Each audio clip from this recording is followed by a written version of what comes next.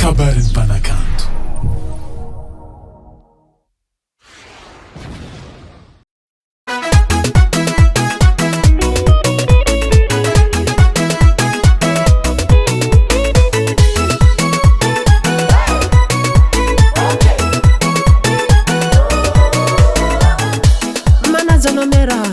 Makasitraka zay aiko anao fa tsy misy olo tsy mahay fa tompo tanàna.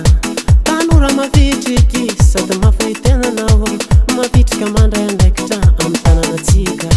Nandalo teo irapiasa rakoto, toko mavaka tsy mba nazava ene tsy naterany loko.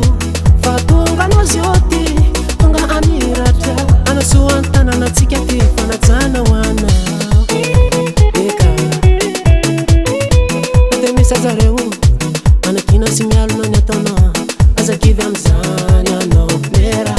Fa rehefa ahoaka anao de tianao fone, tsy te hitoloka fa omeranay afa-tsy anao raiky. Sotra anao ndo fandraisana andraikitry mera, fa ianao rô mavita zay. Fokotany tsy aby voatetinao fa tsy titsitika, manontany anao hoe inona anao vany.